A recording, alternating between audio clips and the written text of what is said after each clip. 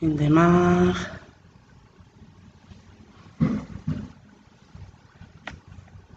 Allez-y. Alors, bonsoir et bienvenue à cette soirée de consultation publique d'information du 16 novembre 2020 concernant une modification au règlement de zonage, amendement 757-66-20, pour permettre l'ajout de dispositions particulières et permettre les projets intégrés dans la zone C-4-134. Nous avons un petit retard, on a eu des petits problèmes techniques avec le son, mais je crois que maintenant tout est rentré dans l'ordre. Donc, Madame Bélanger, est-ce que vous pouvez nous expliquer les grandes lignes de pourquoi de ce soir? Oui, exactement. Madame la mairesse, je vais le faire avec plaisir. Donc, en fait, dans le cadre des démarches que nous avons à faire pour l'adoption de ce projet de règlement, il y a eu en premier lieu la promotion et l'adoption du premier projet de règlement qui a été fait le 2 novembre dernier à l'Assemblée ordinaire du Conseil. À ce moment-là, le règlement aurait dû faire l'objet d'une assemblée publique de consultation, mais comme, compte tenu de la pandémie actuelle, il faisait tout l'objet d'un appel de commentaires écrits de votre part, donc nous devons recevoir vos commentaires écrits. Et ça, c'est en vertu de l'arrêté ministériel 2020-049 du 4 juillet 2020. Toutefois, la municipalité a quand même choisi de faire une séance de consultation publique ce soir via Facebook Live. Donc, c'est une première pour nous et on a peut-être comme des petits ratés, mais on s'est ajusté. Donc, c'était l'objectif de vous permettre de poser davantage de questions, d'être un peu plus informé sur le projet de règlement. Donc, vous avez à tous les citoyens, vous avez jusqu'au 18, donc mercredi, 16h, pour également transmettre de nouvelles questions suite à l'Assemblée ce soir, si vous avez d'autres questions, d'autres interrogations. Pour que nous saurions répondre. Et ensuite de ça, nous aurons, les prochaines étapes seront l'adoption de ce second projet de règlement le 7 décembre prochain à l'Assemblée ordinaire du Conseil. Donc, et ensuite, par la suite, un avis public, une invitation pour inviter les personnes avides de voter à se prononcer sur le dit projet. Donc, je vais laisser la parole à Mme Avis-Doucet. Merci. Donc, oui, Mme la DSF, notre directrice de service en urbanisme et environnement. Bonsoir à tous. Donc, encore une fois, pour récapituler sur toute la procédure, ce soir, on est ici pour vous consulter et ensuite prendre vos commentaires et bonifier le projet de règlement en vue de l'adoption du second projet. Donc, les précisions générales sur le projet de règlement, nous avons un propriétaire qui possède un terrain dans la zone en question qui est soumis à l'amendement ce soir, la zone C4-134. Le propriétaire du terrain, en fait, nous a déposé une demande afin de modifier le règlement de zonage dans la zone, afin de permettre les projets intégrés et les résidences multifamiliales. Donc, le règlement en vigueur doit être modifié parce qu'à l'heure où on se parle, les projets intégrés ne sont pas autorisés dans cette zone. On souhaite également prévoir des dispositions spéciales afin de bien encadrer les développements de projets intégrés dans cette zone ciblée et afin de mettre des choses assez pointues qui ne sont pas nécessairement les mêmes que à travers les projets intégrés qui sont autorisés pour toute la municipalité.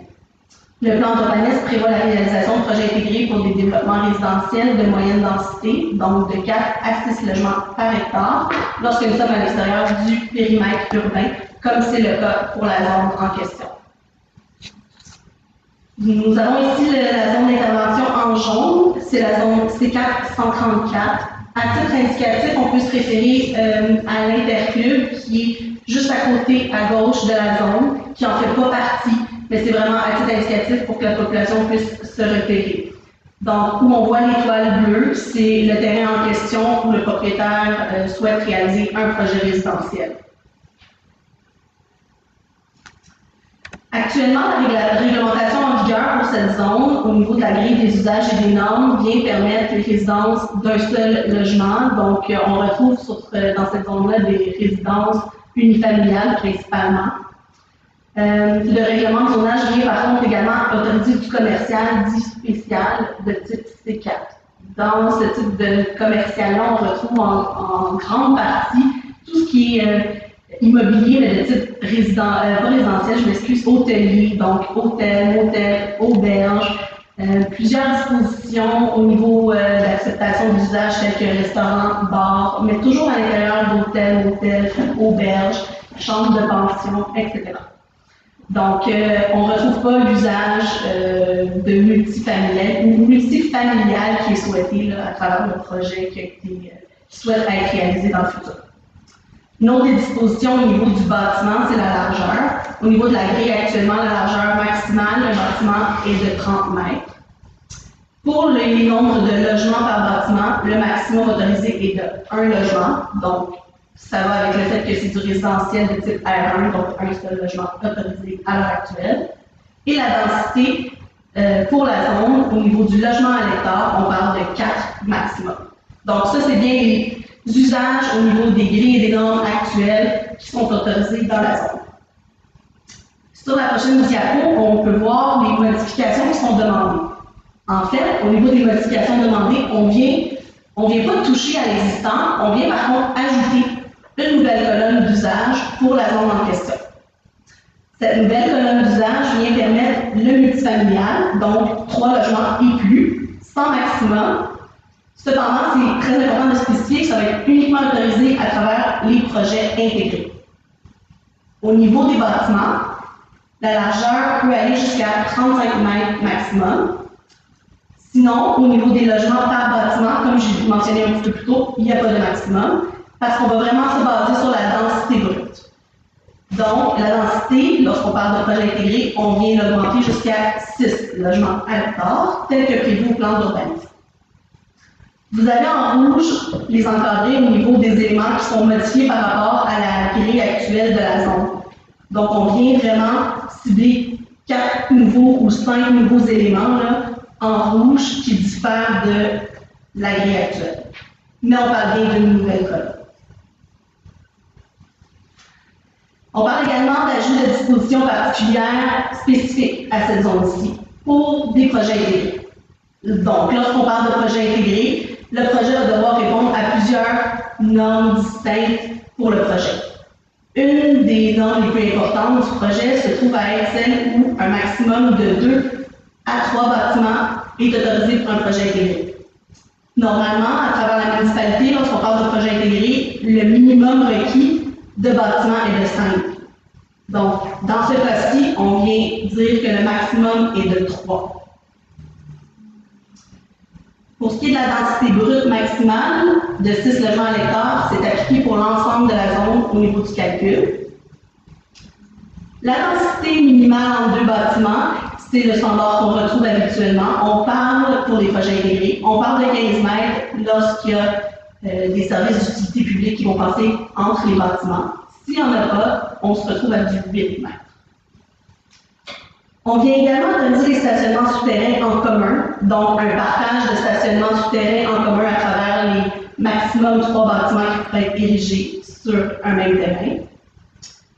On vient également préciser au niveau des normes de cases de stationnement, on garde le même ratio qu'habituellement pour les projets intégrés, mais on vient exiger un pourcentage prescrit pour les cases visiteurs. Et on vient également demander des bornes de recharge pour des véhicules électriques, soit un minimum de 3 pour tout le projet. Les bâtiments devront aussi être munis d'un système d'approvisionnement public en eau et évacuation des eaux usées. Donc, ils vont devoir se raccorder aux infrastructures municipales. Tout ce qui est fil conducteur, les télécommunications, électricité, câbles de distribution vont devoir être situés dans les conduits souterrains. Donc, aucun fil aérien.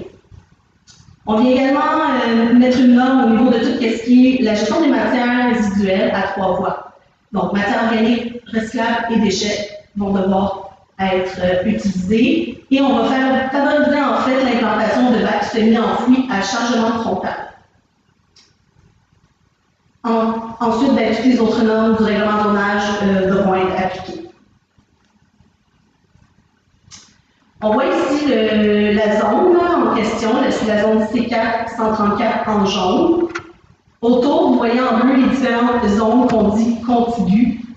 Comme je vous disais au début de l'Assemblée, c'est que les différentes. L'amendement réglementaire touche à des notions qui sont susceptibles d'être soumises à une approbation référendaire, donc susceptibles d'être soumis aux personnes habilitées des zones contiguës. Ça va faire partie d'un avis public qui va être publié en décembre 2020, suite au conseil municipal. Les zones contiguës en question, on parle du P233, C435, R3 209, C1 208, R1 204. Plus de précisions là-dessus vont suivre avec l'avis public. Donc voilà, on va maintenant passer à la période de questions. Oui, donc nous sommes assistés avec Mme Cormier de la Boîte-Québécoise qui reçoit vos questions, si vous en avez. Est-ce que vous en avez eu jusqu'à maintenant, Mme Cormier? Non, pas pour l'instant. Pas pour l'instant.